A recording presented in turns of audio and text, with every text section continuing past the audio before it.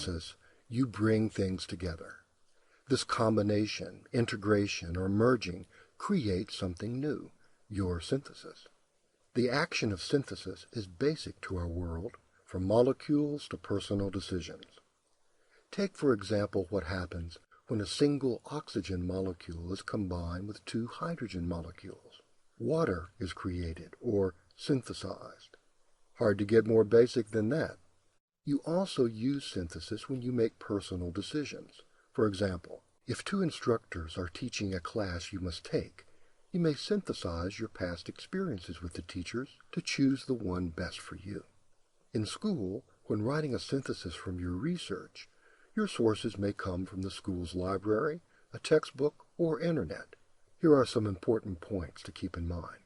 First, regardless of where your sources came from or how many you have, what you write should be driven by a thesis that you devise. You must form a personal point of view, a slant that will connect information from your sources. A quick example. Let's say you've read 3 folk tales: Goldilocks and the Three Bears, Little Red Riding Hood, and the Pied Piper. Now you must write a synthesis of them. As you study your 3 sources, you think about links between them and come up with this idea. Folk tales use fear to teach children lessons. You then use this thesis to synthesize your 3 sources as you support your point of view. Your support points could focus on the lessons for children. Lesson 1, never talk to strangers. Lesson 2, don't wander from home. Lesson 3, appearances can deceive us. This step of outlining your thesis and main points is a crucial one when writing a synthesis. If your goal is to provide readers a unified perspective on your sources, that unified perspective must be clear to you before the writing begins. Once the writing begins, your point of view is then carried through on the paragraph and sentence levels. Let's examine some techniques for achieving the unity that a good synthesis requires. First, here's an example of an unsuccessful attempt. Many sources agree that capital punishment is not a crime deterrent. Now here's the idea or topic sentence around which the sources should be unified. According to Judy Pennington in an interview with Helen Prejean, crime rates in New Orleans rise for at least 8 weeks following executions.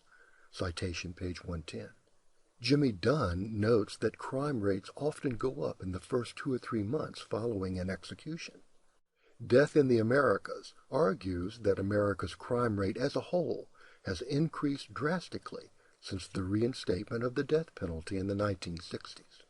Helen Prejean cites Ellis in her book to note that in 1980, 500,000 people were behind bars, and in 1990 that figure rose to 1.1 million, citation page 112.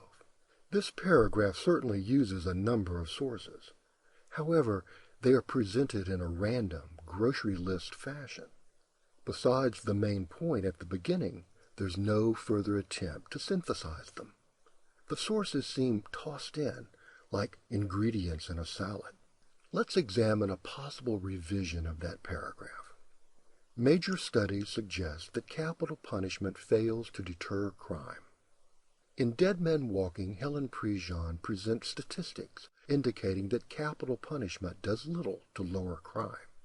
Note that the key idea from our topic sentence, capital punishment fails to deter crime, is echoed in the sentence about the source, capital punishment does little to lower crime.